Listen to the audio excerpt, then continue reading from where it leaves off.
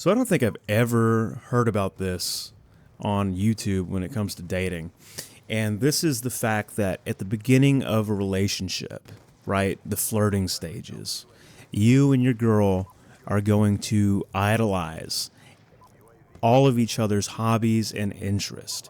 Like if you like playing guitar under a tree on a college campus like 30 million other guys do, she's going to think that's the most romantic thing she's ever seen.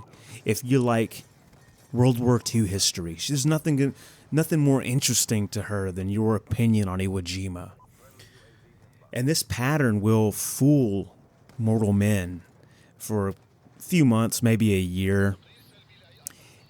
But whenever the perception to your lady is that the relationship is getting serious, that you are going to be the man to give her a G-Wagon in 5 years, that all goes out the window. And she's going to make this one simple request. I would say 90% of guys get this request. And if you grant the request, she's going to hate you for it. Plain and simple. And the request is that when you get serious, you will sacrifice the things that you love to do, your passions, and give her your undivided attention at all times. And it's not even like you need to go work more, you need to provide. You should spend less time playing guitar, you need to go to work. It's not even that. It's just give up what you love because it's competition. And this isn't I'm not hating women, right? I love women. I've had great relationships with almost all the ladies and girls in my life, right? This is just, and guys have this problem too. When things get serious, your hormones, your emotions, they go crazy, they go haywire. And what it really means when you get to this phase, assuming that this person isn't just a complete narcissist, which is a separate thing, what this means is that you just really, really like each other. She really, really likes you. But being as young as we tend to be, if you're sitting around watching me play Call of Duty and talk about dating, you're probably kind of young, right? As young as we are normally too retarded to express these emotions and these hormones in any way that is even remotely socially acceptable. So you start trying to bottle people up. You start trying to control people. Guys have it too. I was insanely jealous when I got with my fiance, and she was extremely demanding of my time. That just means we liked each other, and we had to hammer out and negotiate. And this is painstaking. You got to figure the boundaries out. But let me digress. You can't give that to your lady, okay? Like within reason. I'm not saying there's a very delicate balancing act going on here, right? Where you can't give up what you love, because think about it. I wish girls would think about it for a minute. If she was into you when you first met and you had this set of hobbies and this set of interests, she was attracted to the person who had those passions, right? And then when they get you, they want to drain all of those out of you. Like, what's left, right? Think about that. Like, what would be left if you gave your girl, assuming she's someone like this, there's a lot of them out there. I've talked to girls about this, so I know. I'm not just sitting on the sidelines making assumptions. I've talked to other girls about this exact phenomenon.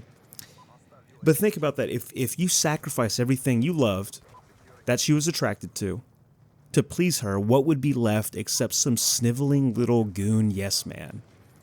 And nobody likes that, right? You're the little henchman behind the bad guy in an old gangster movie, the one that's like, yeah.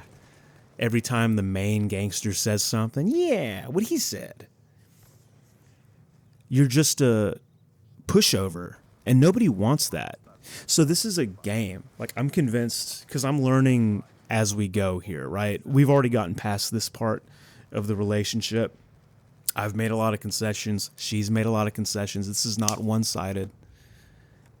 But I'm convinced that this is just some weird nature dance playing out. Like, have you ever watched a National Geographic video about like snakes mating?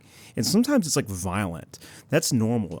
You have to hammer out these boundaries in a relationship, and that's how you make it to like something approximating marriage, I guess. But man, it's not fun to go through. And you got to fight, right? You're going to have to fight for your right to party. You're going to have to fight for your right to play violin. I never once in my life thought I would have to convince a girl that it's cool that I play and practice violin. Like, what is that?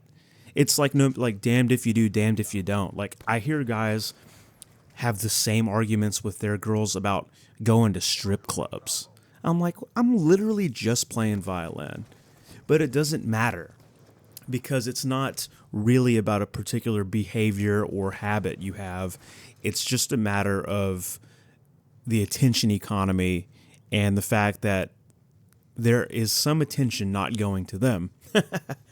And as much as they want you to think that it would make them happy that you just put aside all the things you love and only paid them compliments and only gave them attention, as much as they want you to think that, I would implore you, if you can do it, to go read the smut that girls get from Barnes and Noble. Go read the books they read. It's crazy. If it's so hard as a guy to figure out what girls actually want. I remember way back, like the year I met my fiance, I was trying to figure it out. So I listened to a bunch of like female psychologists. I read books written specifically by women for women, because they'll never tell you, and you'll never know. It's almost a game of intuition. Like, they don't want you to have the easy answer, and I'm not even convinced that relationships would be better if they gave you the straight up answer. But all those books, like I had to go watch that Sydney Sweeney movie. I don't remember what it's called, where she's like a housemaid or something. And I don't know. It's the same rich, powerful guy in every book. And the thing I notice about these books that girls read is the sought after man that the girls are all thinking about is never just some guy that gives them what they want when they ask for it. And I implore you to not do that if you're in a relationship. Now, be judicious. This is not about just being a tyrannical dick. I'm not saying that. But you have to ask yourself what's reasonable. One of the things I would always call my fiance's bluff a couple years ago, and when we were in this phase, I would go, okay, I'm going to go ask 6 people what you just asked me to do, and I'm going to see if they tell me it's reasonable, and I'm not going to say it's from you. And then she'd get all mad about it, because they know it's unreasonable. They know it's silly. And they want you, I think, because the relationship's really good. This is how I've done it. I think they want you to say no. It's crazy, right? They want you to say no to the thing they're asking for, so they know that you're not just some stooge that'll say yes to anything they want. I think part of it is like a trust factor. If you can say no to a pretty girl that will offer you kisses and smooches to go play your guitar or your violin or go read your books, that probably is some kind of nature signal that you are someone that can be trusted, and you're not just someone that'll say whatever other people want to hear to get what you want. You know what you want, you've laid that out, and you're willing to make them a little mad to go do what you want sometimes. So I don't know. This is my first relationship video, so I'm probably wrong about half of this. If I didn't already mention it, I am going to have my fiance on at some point to ask her point-blank questions about girls. We'll see if we get straight answers, but so this is not some manosphere stuff. This is not some MGTOW.